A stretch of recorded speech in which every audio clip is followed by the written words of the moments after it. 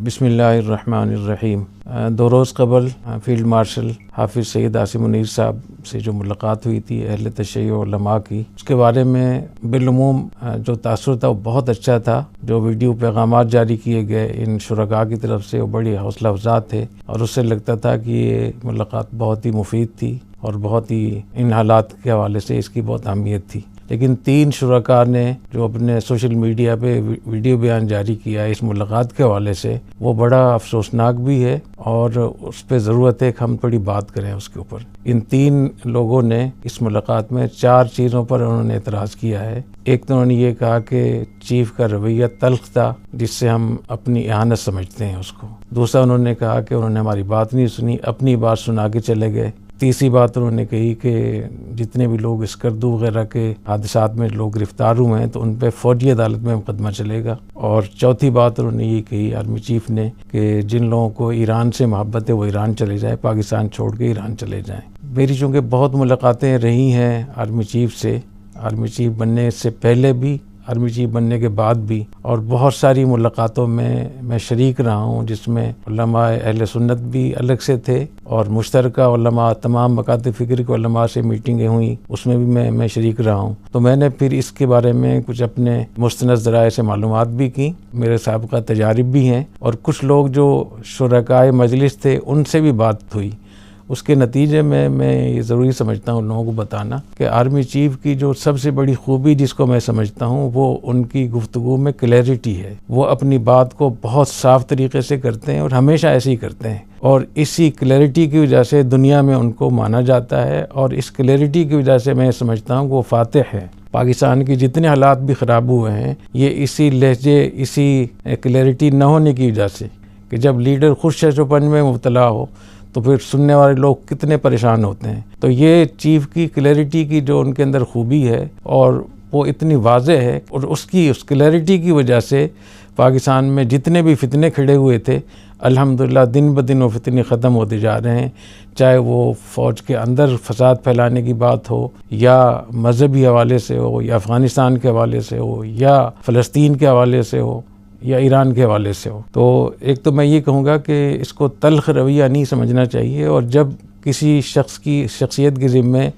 इतनी बड़ी ज़िम्मेदारी हो कि वो फील्ड मार्शल हो और वो एयर फोर्स और नेवी और आर्मी का चीफ भी हो, फिर मईशत की ज़िम्मेदारी भी उनको ख़ुद हमारी हुकूमत ने दी हुई हो, तो जिन चीज़ों के ताल्लुक़ दिफा के साथ है या मईशत के साथ है, अमन अमान के साथ है, उसमें उनका हक़ बनता है कि वो लोगों को हक़ बात बताएं और सही तरीके से बताएं। उसमें अगर उन्होंने लोगों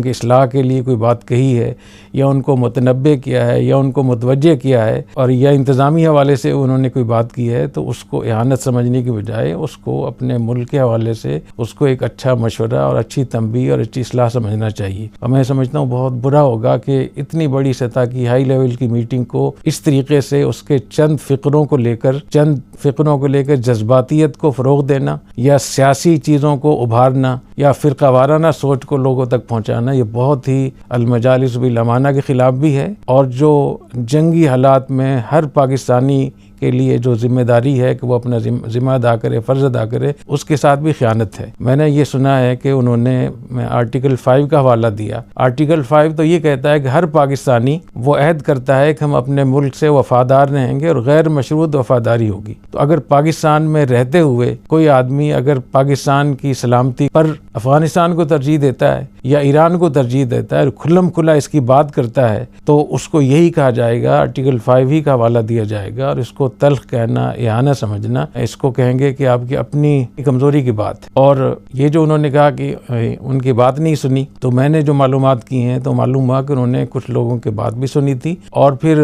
खाने के वक्त में 1 घंटा लोगों ने उनसे बातचीत की और मुझे ये भी बताया गया कि 1 घंटा लोगों ने इतनी बातें उनसे जाकर की कि उनको खाने नहीं दिया। तो वो कैसे कह रहे हैं कि उन्होंने हमारी बात नहीं सुनी? क्या इतने मसरूफ़ लोगों पर आप ये लाजिम करेंगे कि हर आदमी इतनी तवील गुफ्तगू करे? तो ये मेरे ख्याल में इस हवाले से सही नहीं है। जहाँ तक इसकी बात है कि उन्होंने ईरान जाने की बात की, तो जो इससे पहले भी वो बात कर चुके हैं कि जो लोग इस जंगी हालात में मुल्क की सलामती पर अफ़गानिस्तान को तरजीह देते हैं तो अफ़गानिस्तान चले जाएं। और ये बात उन्होंने वो उलमा जिनका ताल्लुक अहले सुन्नत के साथ था, और वो इस मुल्क में 80-85% हैं। शिया हज़रात इनका जो सरकारी एदाद के मुताबिक 12% है। तो इतनी बड़ी तादाद में होते हुए भी उन्होंने ये बात कही कि अगर पाकिस्तान की सलामती पर आप अफ़गानिस्तान को तरजीह देते हैं तो फिर आप अफ़गानिस्तान चले जाएँ, वहाँ मदरसे खोलें, वहाँ दीन का काम करें। फिर पाकिस्तान में रहते हुए अफ़गानिस्तान को तरजीह देना ये बिल्कुल मुनासिब नहीं है। तो यही बात उन्होंने अगर अहले तशय्युअ से कह दी है और इसी तरीके से कही होगी, ज़ाहिर है कि जिन लोगों ने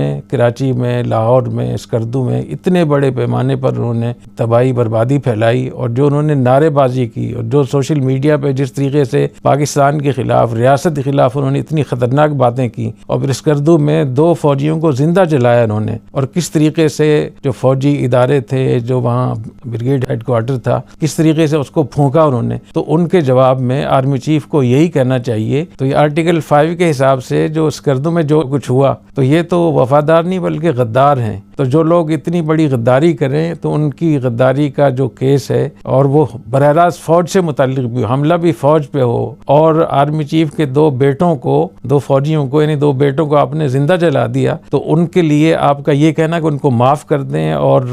रियासत को माफ़ होना चाहिए, तो उनको फ़ौजी अदालत में ही मुकदमा उनके चलना चाहिए। और हमारा आइन गद्दारों के लिए यही कहता है। तो फ़ौजी अदालत की बात हो या तल्ख़ रवैये की जब बात हो, मैं समझता हूँ कि उनको यही कहना चाहिए, और ये आर्मी चीफ की खूबी है। मैं उनकी इस खूबी पर उनको मैं ख़राज तहसीन पेश करता हूँ, और मैं समझता हूँ कि इसकी बरकत से अल्लाह ताला ने उनको फतवात नसीब फरमाई हैं। इसी तरीके से आर्मी चीफ ने शुरू ही में अली ख़ामनेई की शहादत पर बहुत ज़बरदस्त ताज़ियत की, अपनी अक़ीदत का इज़हार भी किया, और साथ में उनको ये भी बताया कि जब मेरी उनसे मुलाकात हुई थी तो अली ख़ामनेई ने मुझे ये कहा था कि मुझे आपसे, मेरे और आपके अंदर कुछ चीज़ें कदर मुश्तरक, एक ये कि मैं भी अली का बेटा हूँ और आप भी अली के बेटे हैं। दूसरे कि अल्लाह ने मुझे भी बहादुरी दी है और तुम भी बहादुर, और तुमने इतनी बड़ी एक रियासत को, मुल्क को, यानी हिंदुस्तान को आपने शिकस्त दी मारगा हक़ में, बुनियान मरसूस में, तो मैं इस पे आपको मुबारकबाद पेश करता हूँ। इसी में एक मौलवी साहब ने, एक